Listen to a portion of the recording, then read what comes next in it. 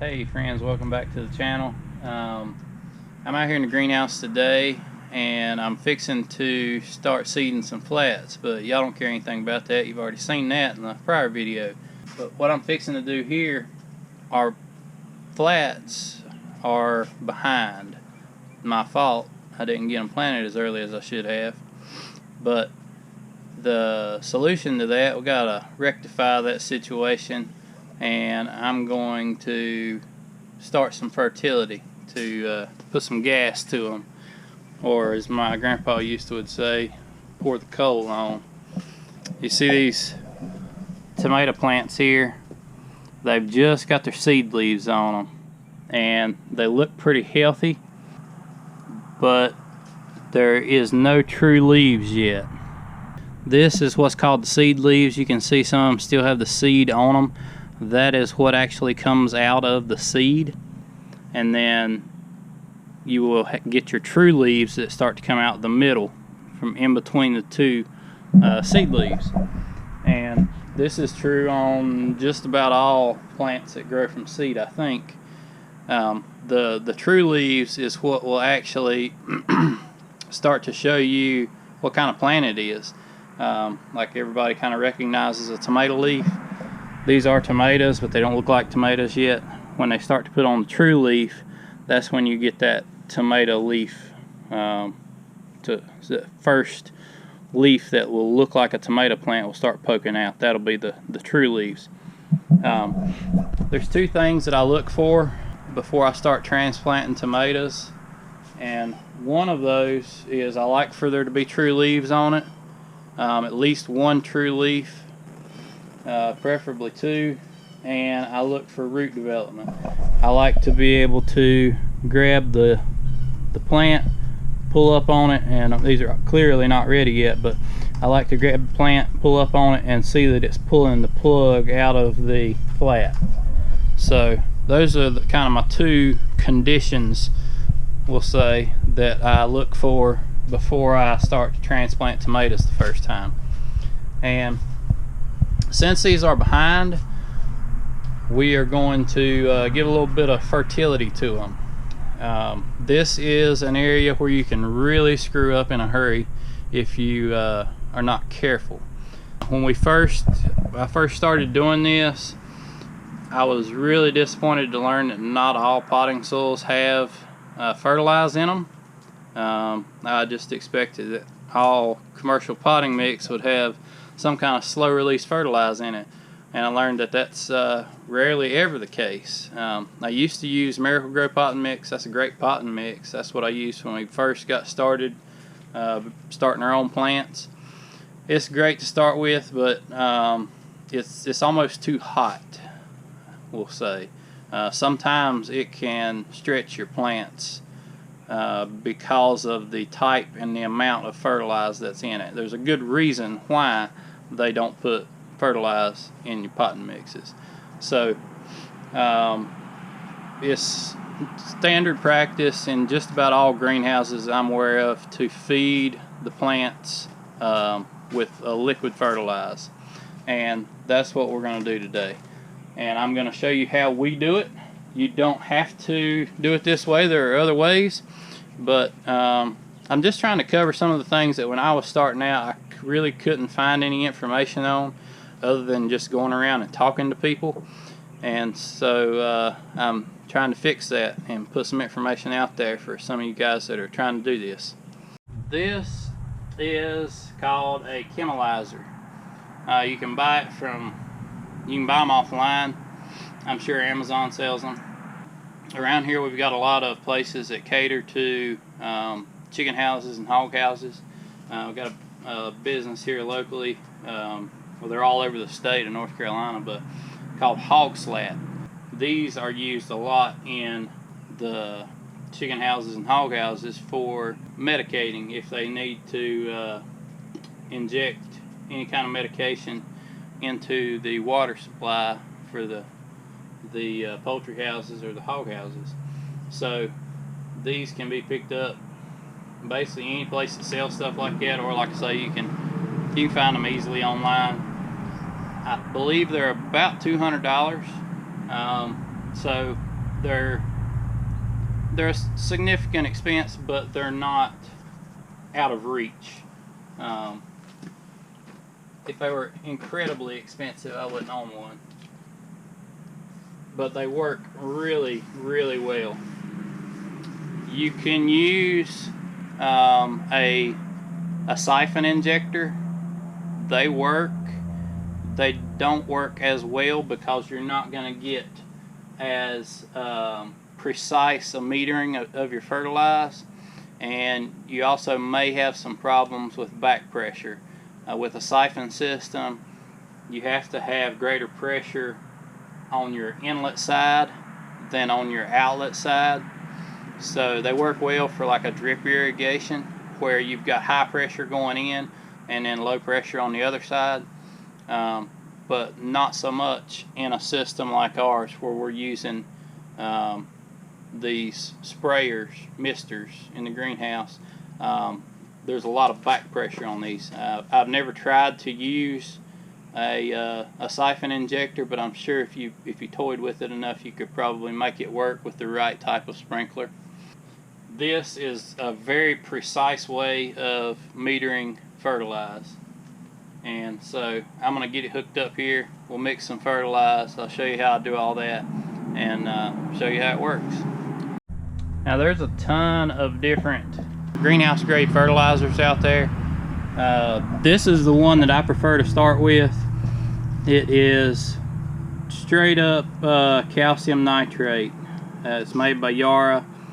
Calcium in it 15.500. So it is just straight nitrogen, and that's what we want to give these plants when they're just starting off, because we're just we're trying to grow the plant, and what it requires right now is nitrogen.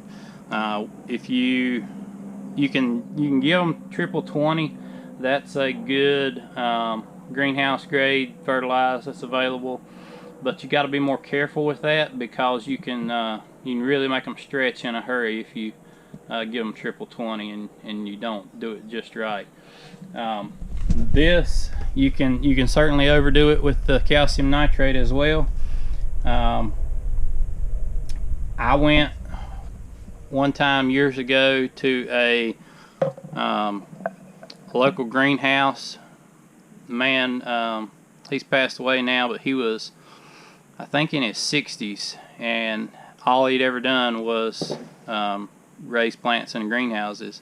So he had a lot of experience, just a wealth of knowledge. And I was talking to him one time. I used to buy my soluble fertilizer there, and I asked him about the rate, the application rate on it, and he said, well, I just put one bag of this in a 55-gallon drum and let it run. I said, okay, that don't really provide me much information what I was looking for, but anyway, so I've done a bunch of experimenting with this, and I have found this is just a little 8-ounce cup that I keep out here in the greenhouse. And last year I did a bunch of testing. We had seeded at a bunch of different times because we were selling a lot of plants last year, and so I got to do quite a bit of experimenting, and I found that 2 8-ounce cups was a little bit too much, a little bit too hot. It didn't burn them, but it made them stretch instead of just really making them grow fast. So I found what works well for us is 1 8-ounce cup full in a 5-gallon bucket of water with this 1 to 128 Kinalizer is just about right. That's seems to work really well for us. Oh, another thing about this greenhouse grade fertilizer, Yara sells basically the same thing, but they call it Tropicoat, and it's the little pellets have this wax coating on them to keep them from soaking up water and setting up into a brick. I've had it before, don't recommend it. It's kind of aggravating to deal with because when you pour it into your water, it starts dissolving, and you will end up with just a film of wax floating on top of your water that you've got to skim off. Super aggravating. So I recommend just going with the red bag. I think the Tropic Coat is a blue bag. Go with the red bag, the calcium in it. And another really important thing, you need a filter. These are pretty easy to find. You can find them online, or any irrigation place is going to have them. You might even find them at Lowe's. I probably wouldn't get it there because it's going to cost 3 prices, but I prefer a disc filter. This is actually a screen filter. It's what I had here at the house. It'll work.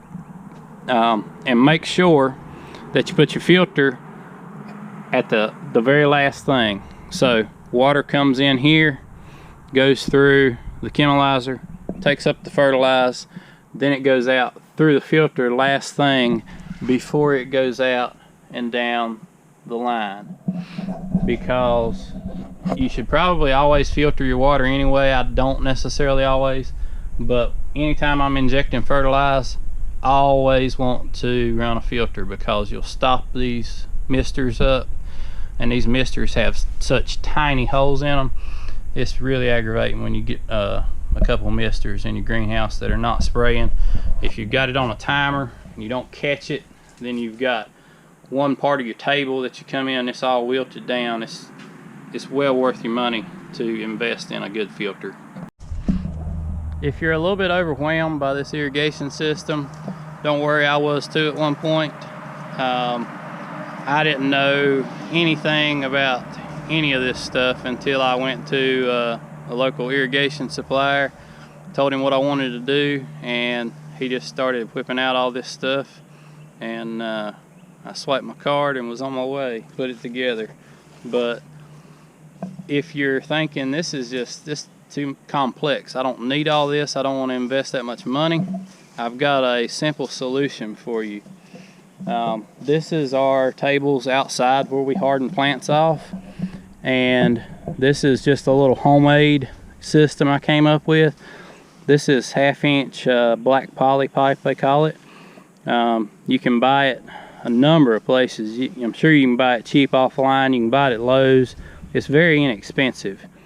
And this little rubber hose, this also came from Lowe's. It's actually made in USA. That's shocking. And these little spinner sprayers, whatever you want to call them, misters, they came from Lowe's, and they're like $3 for a pack.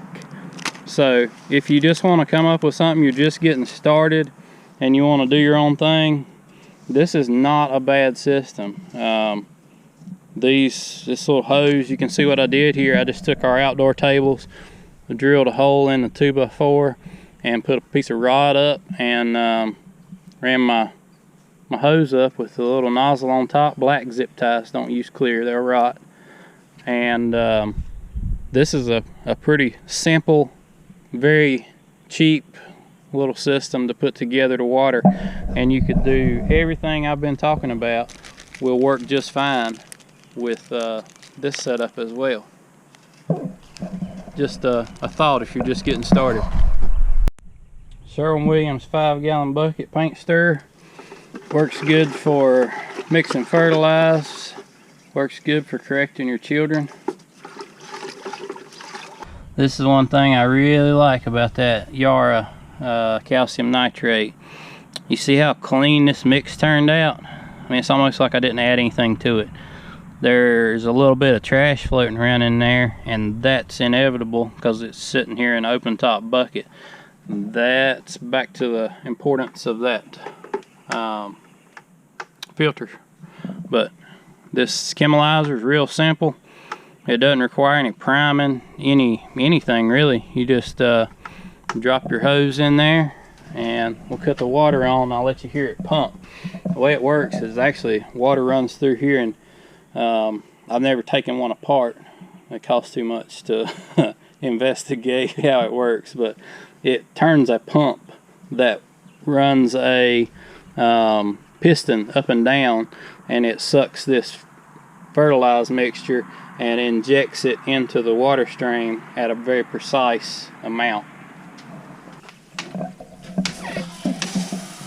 And you can hear the little motor running in there.